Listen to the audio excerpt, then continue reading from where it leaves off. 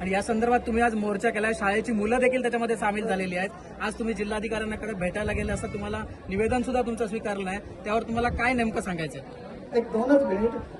जी योजना आम्ही तयार केली ती योजना तत्कालीन मंत्र्यांनी मान्य केली, पण जे शिक्षण सचिव शिक्षण आयुक्त हे लोक या ठिकाणी सही करायला आले नाही, नाहीतर आज जी परिस्थिती निर्माण झाली ती परिस्थिती झाली नसेल. आज आम्ही एकत्रित का आलो आणि मोर्चा का काढला, तर बालकांचा जो मूळ हक्क आहे तो हक्कच या शासनकर्त्यांनी हक्कच हिरावून घेतला. आपल्या 91 शाळा सिंधुदुर्ग जिल्ह्यातल्या शून्य शिक्षक म्हणून जाहीर केल्या. शून्य शिक्षक असं म्हणण्याच RT ॲक्टची पायमल्ली करणं. पुढे आणखीन अशा शाळा आहेत की एक शिक्षक 6 वर्ग सांभाळणार आहे. प्रत्येक वर्गाला 8-9 विषय आहेत. प्रत्येक वर्गाला 50 तासिका आहेत आणि ह्या तासिका गेले अनेक वर्ष घेतल्या जात नाहीत, कारण शिक्षकच नाही. आता तर एक शिक्षक आणि 6 वर्ग चालवा हे जे सांगणं आहे हे शुद्ध मूर्खपणा. म्हणजे त्यांना काही RT ॲक्टमधलं कोणताच गंध नाही असे हे लोक आहेत. आणि म्हणून आम्ही मुद्दाम या ठिकाणी विद्यार्थी, पालक, शिक्षक, मुख्याध्यापक, संस्था चालक असे एकूण शिक्षण क्षेत्रातील सगळे लोक या ठिकाणी मोर्चा आणला होता. दुर्दैवाची गोष्ट, शिक्षणाबद्दलची महाराष्ट्रात शासनाला जी काळजी आहे, तळमळ आहे, ती याच्यातून दिसून आली. वास्तविक ज्या दिवशी आम्ही मोर्चाची नोटीस दिली त्याच दिवशी ऑनलाईन होईना कोणत्या ना कोणत्या पद्धतीनं चर्चा करायला होती, पण कोणीही चर्चा केली नाही. आताही अपमान केला. आता हा एवढाच शिक्षण क्षेत्रातला, म्हणजे अमेरिकेमध्ये सगळ्यात जास्त सन्मान शिक्षण क्षेत्रातील कार्यकर्त्यांना असतो, शिक्षकांना असतो. आपल्या जिल्हाधिकाऱ्यांनी अर्धा तास थांबून ठेवलं. त्यांना हे सगळं दिसत होतं, विद्यार्थी किती आले, संस्था चालक किती आले, हे सगळं दिसत होतं.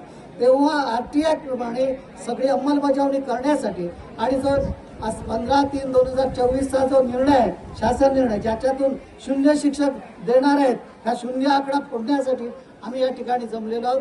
आणि आज आम्ही या ठिकाणी जिल्हाधिकाऱ्यांचा निषेध करतो. त्यांनी शिक्षण यंत्रणेच्या सगळ्यांचा अपमान केलेला आहे. खरं म्हणजे वास्तविक यांनी शिक्षण घेतलंय, यांनी काय आपल्या शिक्षकांना आणि मुख्याध्यापकांना काय सन्मान दिला असेल याचा प्रश्न आज निर्माण होतो. तो जर खरा सन्मान दिला असता तर आज ते सगळं थांबून इथं आले असते, पण त्यांना त्याची लाजही वाटली नाही आणि याच्यापुढे त्याच्यामुळे आमचा निषेध आहे. सर्व वार्ताहरांनी चौकटीत हे छापावं की आम्ही अर्धा तास थांबलो होतो बाहेर, त्यांनी रिस्पॉन्स दिला नाही. खाजगी लोकांना भेटत होते परंतु आम्हाला भेटले नाहीत आणि म्हणून आम्ही त्यांचा जाहीर निषेध करत आहोत. आम्हाला वाटलं तर आम्ही उच्च न्यायालयात, सर्वोच्च न्यायालयात सुद्धा यांच्या विरुद्ध जाणार आहोत, पण मुलांचा हक्क मिळवून देणार एवढे नव्हे. आमच्या जिल्ह्यातला एकही शिक्षक अतिरिक्त मी होऊ देणार नाही. प्राण गेला तरी चालेल, पण मी त्याच्यासाठी सर्वोच्च न्यायालयापर्यंत जाईल. पण या लोकांकडे आम्ही मान खाली घालणार नाही. या लोकांकडे आम्ही भिक्षा मागणार नाही. शिक्षकांसाठी भिक्षा मुळीच मागणार नाही. शिक्षक जेवढे आवश्यक आहेत ते आम्ही मिळवून देणार. उपस्थित होती, शिक्षक किती होते, विद्यार्थी किती होते आणि मुख्य मागणी काय? RT ॲक्ट 2009 नंतर शासनाने विविध निर्णय काढले. त्याच्यामध्ये 28/8/2015 रोजी एक संच मान्यतेचा GR काढला होता आणि या GR मध्ये सुद्धा आमचे शिक्षक अतिरिक्त झाले होते. तरी सुद्धा गेली 10 वर्ष या GRच्या आधारावर सिंधुदुर्गातील शाळा चालू होत्या.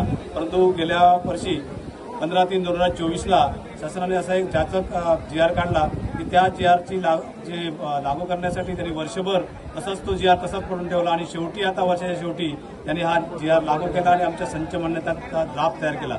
परंतु हा जो ड्राफ्ट जेव्हा आम्हाला शिक्षण अधिकाऱ्यांनी दाखवला तेव्हा आम्हाला सर्वांना धक्काच बसला आणि संपूर्ण सिंधुदुर्ग जिल्ह्यामध्ये शैक्षणिक क्षेत्रामध्ये एक खळबळ उडाली.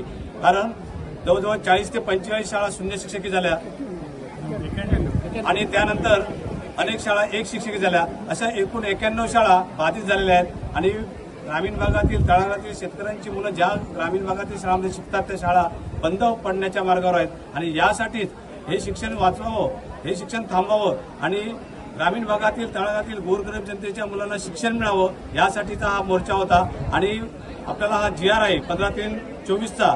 सन्माननीय शिक्षण समितीचे अध्यक्ष सामंत साहेब यांनी सांगितल्याप्रमाणे जोपर्यंत हा GR शासन रद्द करणार नाही तोपर्यंत आमचे आंदोलन वेगवेगळ्या पद्धतीने चालू राहणार आहे.